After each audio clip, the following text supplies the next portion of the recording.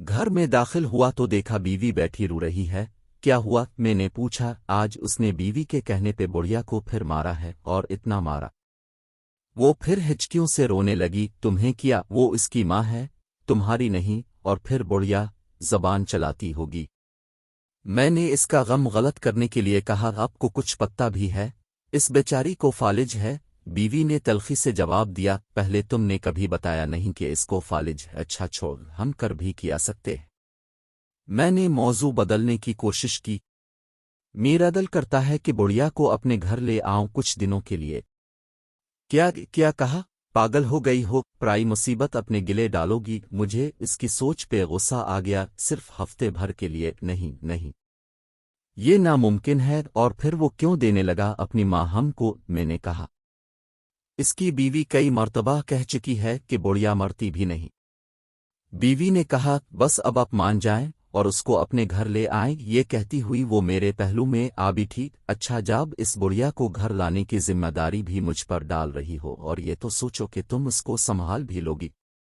मैंने कहा, अपने बच्चे तो हैं नहीं। मैं घर में सिवाय टीवी देखने के और क्या करती हूँ? चुल्लू वो आ जाएगी तो मेरा दिल भी लगा रहेगा। उसने आदास से कहा, हमारी शादी को 10 साल हो गए थे, मगर औलाद से महरूमी थी। मैंने सोचा चुल्लू बात करके देखने में हर्ज नहीं है। कौन सा? वो अपनी माँ हमें देने पे राजी हो जाएगा। अगर राजी हो गया तो? अगर वो बुढ़िया मुस्तकिल गिले पड़ गई तो? मैंने अपने खदशे का इजहार बीवी से किया। ये तो और अच्छी बात है, उसने खुश होते हुए कहा। अगले दिन शाम को काफी सोच विचार के बाद में उनके घर गया। मैंने प्लान के मुताबिक इससे कहा कि मेरी बीवी फालिज का इलाज कुरान पाक से करना जानती है और आपकी वालिदा का इलाज करना चाहती है। ये सुनकर इसने किसी खुशी का इजहार न किया, तो मैंने बात जारी रखी कि इसमें मसला ये है कि आपकी वालिदा को हफ्ता भर हमारे घर पर रहना होगा। अब फिक्र न करें, हम उनका अच्छे से ख्याल रखेंगे। ये सुनकर उसके चेहरे पे शर्मिंदगी और खुशी के मिले जले असरात पैदा हुए। इसने थोड़ी सी बहस के बाद इजाज़त दी। मैंने अलिफाटेती हुए कहा कि इलाज में 15-20 दिन भी लग सकते हैं। इसने और भी खुशी महसूस की। कहने लगा, सलीम साहब, मैं चाहता हूं कि मेरी माँ ठीक हो जाए, भले महीना लग जाए। और यूं अम्मा मुस्तकिल हमारी होकर रह गईं। वो बुढ़िया सफ़ेद रोई का गाला सी थी। मुनासिब खुराक और देखभाल न होने की वजह से हालत और ज्यादा खराब थी। मेरी बीवी तो तन मन धन से इसकी सेवा में जट गई। इसके लिए हर चीज नई खरीदी गई। बिस्तर, कंबल, चादरें, कपड़े, अच्छी खुराक और खिदमत से अम्मा के चेहरे पे रौनक आने लगी। पता ही न चला, महीना गुजर गया। पहले इसकी बहू हर 2 दिन बाद आती रही, फिर 4 दिन का वक्फा हो अलिफ, फिर हफ्ता होने लगा। अम्मा को वापस ले जाने की बात ना इसने की ना हमने। दूसरे महीने में वो एक ही दफा आई। घर की मसरूफियात का रोना रोती रही। तीसरे महीने के बाद इसने आना बंद कर दिया। मैंने बीवी से कह दिया कि अब अम्मा तुम्हारी जिम्मेदारी बन गई है, अब तुम संभालो।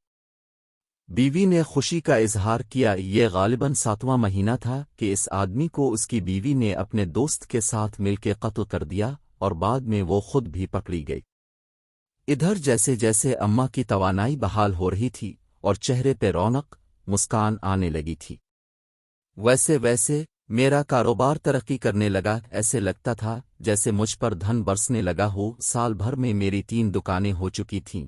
तीसरे साल हम तीनों में बीवी और अम्मा ने हज की सआदत हासिल की। गुलिस्तान जौहर में 500 गज का बंगला खरीद कर वहां शिफ्ट हो गए। अम्मा हमारे साथ 7 साल रहें। हर पल उनका हमें दुआएं देते गुजरता और हम मियाँ बीवी खुशी से फूले न समाते। अजीब करामत ये हुई कि अम्मा की बरकत और दुआओं से अल्लाह रब अल इज़्ज़त ने मुझे औलाद से नवाजा। आज वो हमारे दरमियान नहीं, मगर उनकी कमी शिद्दत से महसूस होती है। पिछले दिनों मेरी बीवी बहुत खुश थी। वजह पूछी तो कहने लगी, मैंने एक ख्वाब देखा है। कैसा ख्वाब? मैंने देखा कि महशर का दिन है और सब हैरान और परेशान खड़े हैं। इनमें मैं भी खड़ी हूं कि इतने में अम्मा आईं और मेरा हाथ पकड़कर कहने लगीं, मुनीरा उधर आ मेरे साथ, तुझे पिल सिरात पार करा दूं। मैं उनके साथ चली। हम एक बाग से गुजरे। थोड़ी देर में बाग खत्म हुआ तो एक बड़ा सा मैदान आ गया। तो अम्मा कहने लगीं, बस हो गया पिल सिरात पार। मैं हैरान हुई तो वो भी जोर से हंसने लगीं। پھر میری آنکھ کھل گئی، مبارک ہو بھائی، بہت اچھا خواب ہے، مگر تمہیں میرا خیال نہ آیا۔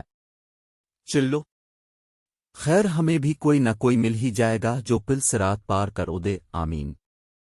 بیوی نے جیسے دل کی گہرائیوں سے کہا، اور پھر اس کو میں نے یہ نہیں بتایا کہ ایسا ہی خواب میں بھی دیکھ چکا ہوں، بس فرق یہ تھا کہ اماں نے میرا ہاتھ پکڑتے وقت کہا تھا، چلو تمہیں منیرہ کے پاس لے چلو، وہ پل صراط کے پار تمہارا انتظار کر رہی ہے۔